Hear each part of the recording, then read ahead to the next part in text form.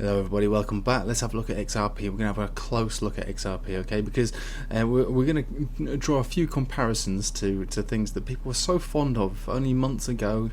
They were staring down their nose at XRP, and now they're probably crying into their empty wallets because the dream is over for them. And I'm not saying that they're not going to come back to life. I'm sure they will. Altcoins, everything runs on cycles, but when you look at these new coins that come out, you know, they're too young to really understand what their cycle is, whereas we know what XRP's market cycle is, and the market cycle has just got just over a year to complete. And the way that it generally works, and I've made a video on this before, I'll leave a link above so you can watch it in depth with some price predictions involved, but it generally works is that you have 3 years, 3.5 years really, of a downtrend because of the previous parabolic high. Now I've got a couple of things for you to see. So I mean, this is just a little snippet from the video I made. As you can see, extremely high quality graphics, and this is the first parabolic move that it had in 2013. All right, so we went all the way from basically a quarter of a cent, right, all the way up to 6 cents, which doesn't sound much, but actually that is quite a lot. That's massive. That's a really big move, and then basically cooling off thereafter. Okay, this is without any leverage involved. This is just buying pressure and then redistribution. So what you see is a big move up, massive profit taking, and then collapsing all the way back down. Pumps along the way, pumps, dumps, pumps, dumps. Classic consolidation until the consolidation ends in January 2017. All right, so this is a 3-year downtrend that took place here. 3 years after a massive parabolic move and then downtrended. Now, does that look very similar to something else? It does a little bit, doesn't it? I mean, it does kind of mimic this chart. So this is where the consolidation ended, and then we saw big pumps again. This time all the way up to over $3, $3.40, $3.60, depends on where you were looking, but generally we all know that it went massive parabolic. So again, the cycle of a huge parabolic move in a very short space of time, down, up, down, up, down, up, and this is basically the chart that we're at right now. This is what we're looking at here. So this is us on trade and view. Okay, so we've got a fib retracement here just to show us what kind of situation we're in right now, and basically we're in a massive consolidation phase like we have done in the past, and now history is repeating itself. It's got a 4-year cycle just like that of Bitcoin, whereas Bitcoin likes to spend 3.5 years, well, 3 years going up and then 1 year going down. That's how Bitcoin's cycle works. XRP unfortunately does the opposite.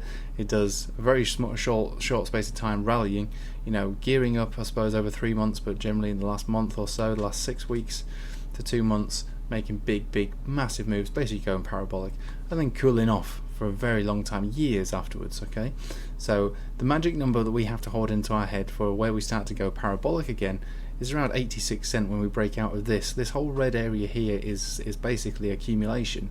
So we've spent the vast majority of this time in here, and it's only when we break out of here will we start to see those big massive moves, ridiculously big moves. So all of this area here in red, from all the way down to 10 cent all the way up to 8 cent, 80 cent, 86 cent, is accumulation, and that's where you'd want to be buying in. And I know it sounds ridiculous because people have been buying here, and they've been, you know, they've been probably questioning themselves, and I did the same. I bought XRP at the beginning of 2017, and I saw my investment go down. At one point it was down like 65%, and I was wondering what the hell I'd done. But by the end of that year I realized what I'd done was a good thing. So I'm not saying buy this, I'm not telling you to do anything, all right? But what I am saying is that this coin is strong. It's strong, and it's performing just as we expect it to do, or just as I expect it to do, the same as it's performed in its previous market cycles, right? 3 years, 3.5 years down, 6 months up.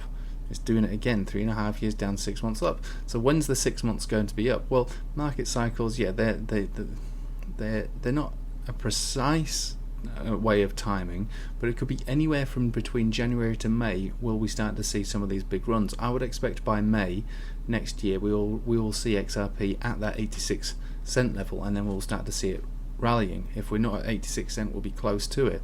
We'll be bumping our heads on it, perhaps, maybe getting some fake outs up to that level, breaking down, and when we break above that level, then there'll be no stopping it, and it will launch, and it will rally, and it will rally hard.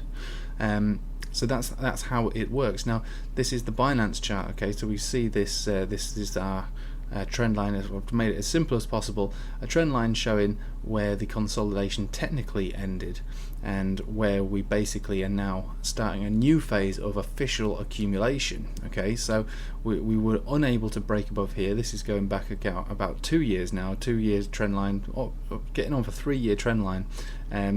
Bounce, breakdown, bounce, breakdown, bounce, breakdown, and then look, when we finally broke out above it, it was really good, but then the situation happened, the March situation, the financial collapse, and it took us down with it. And again, when we broke out of here again, we managed to hold up and stay above here, and I would imagine that there'll be a lot of people in the same thinking as me, that saying that yes, we are in accumulation, this is a different version of XRP that we've got now. We've got one that has the potential to go bullish. We're not stuck beneath this trend line anymore. Lower lows aren't going to happen anymore. What we're looking to see now is basically sideways action for months now, but the low is basically in at this level. That is the low. It won't go that low again. So buying around these levels, you will see lows, I'm sure. I think we're going to come down to 22 cent sooner rather than later, but the low is in. It won't go that low again, never again. And so let's just have a comparison. Alright, so this chart doesn't look good, but neither does this one. This is another one that we've been trading with here and there. Harmony 1 just dumping, and then runs, and then dumps, and it's likely to continue with this dump. There's no high highs here. SXP, people were loving this, weren't they? Massive run up, and then it's just going down, and it's going to go down. It's going to be eating some dirt very soon. We see the way that these have moved over the last 24 hours or the last 48 hours with all these dumps in place. XRP has held up remarkably well. In fact, XRP hasn't dumped at the same speed as Bitcoin. They've been roughly around the same.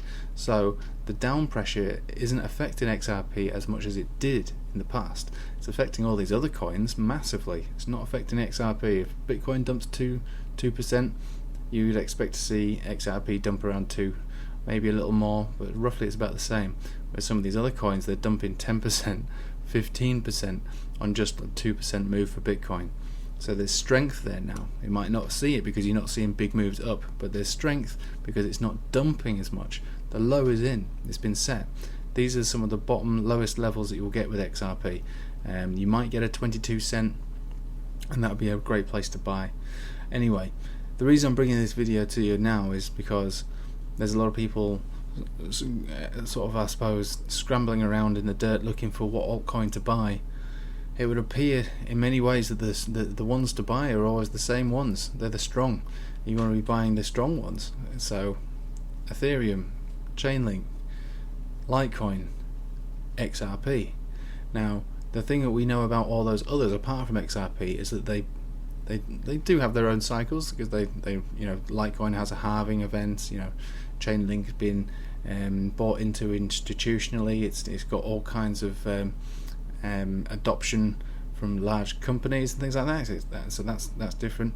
But generally, they all correlate with Bitcoin. So if Bitcoin goes up, they all go up. The one thing that doesn't seem to do that is XRP, and most people don't understand that. Most people think, well, everything's correlated with Bitcoin. These altcoins are supposed to just amplify the move. If Bitcoin goes up, these guys are supposed to go up even more. XRP is not doing it. So why is that? Well, the reason why is because that's not what is going on with XRP. That doesn't work with XRP. XRP has its own market cycle. We saw that previously.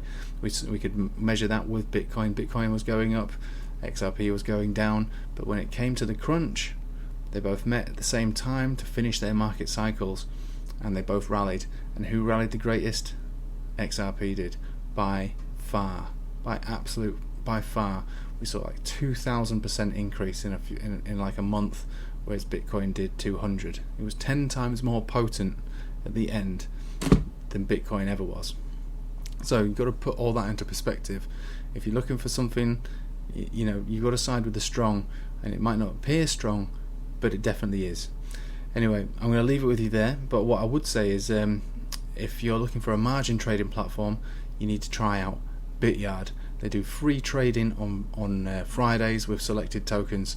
This Friday coming is Chainlink, so we can get involved on that, but every Friday is free trading, so get yourself involved. You can also do traditional markets on there too, all in cryptocurrency.